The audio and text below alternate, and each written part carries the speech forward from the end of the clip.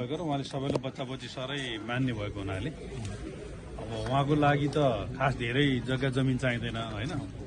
ऊ बेला भयो रामकुटी भन्थ्यो, अहिले ओलीकुटीका हिसाबले चाहिँ हामी उहाँलाई नजिकै गुन्डु, यो चाहिँ 2 नम्बर वडा सुरी बनाएको, हामी 7 नम्बर वडामा उहाँलाई बस्ने वासस्थानको व्यवस्थापन चाहिँ हामी गुन्डुवासीले नै गर्दैछौँ।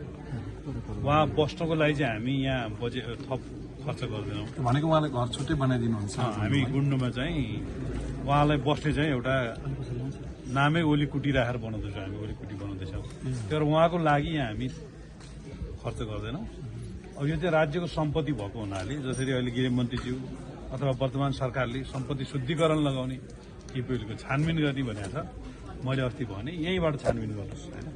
उहाँको नाममा जलाएका घरहरू, एउटा उहाँ दमक जाँदा बस्ने घर जो चाहिँ कोही साथीले बेचेर 30 वर्ष अगाडि किनेको, उहाँले बेचेको घर एउटा जलाउनु भयो 20 लाखमा होइन। एउटा चाहिँ नि उहाँ गएको बेला बस्नको लागि कसैले नयाँ घर बनाएपछि पुरानो घर जुन बस्नुहुन्थ्यो त्यो जलाइयो होइन। एउटा चाहिँ उहाँको माइलो बुवाको छोराले पैतृक सम्पत्ति भनेर बिक्री भइसकेको र 100 वर्ष अगाडि हजुरबा हजारले बनाएको तेह्रथुमको घर चाहिँ जलाउनु भयो होइन।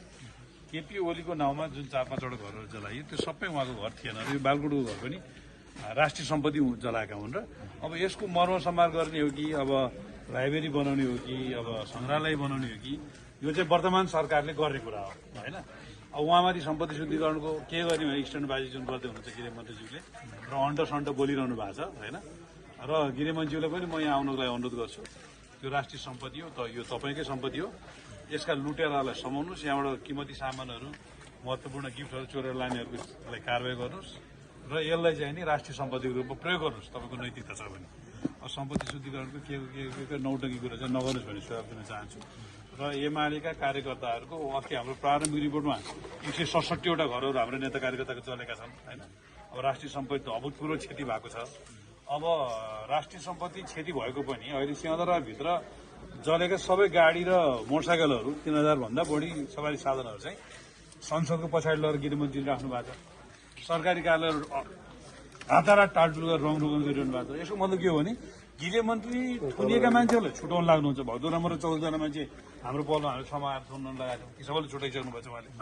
बालनजी गृहमन्त्रीजी होइन, बालनजीका जो टिम छ होइन, अब त्यो गोर्खाली भाइ, अब गोर्खाको हो कि गोर्खा पारीको हो होइन, ताप्लेजुङको अर्को एउटा चाहिँ नि तपाईँले एकदम चाहिँ देउता बनाएको एउटा साथी हुनुहुन्छ डाक्टर साहब, उहाँ ताप्लेजुङको हो कि ओलाङजुङकोलाको हो कि अझ पारीको हो कि होइन। यी धेरै साथीहरू पारीतिरकै मान्छेहरू घुसपेट गरेर नागरिकता बनाएका एउटा टिओबीको भाइको त अब सबैको नाली बिली आइसकेका छन्। भनेपछि यी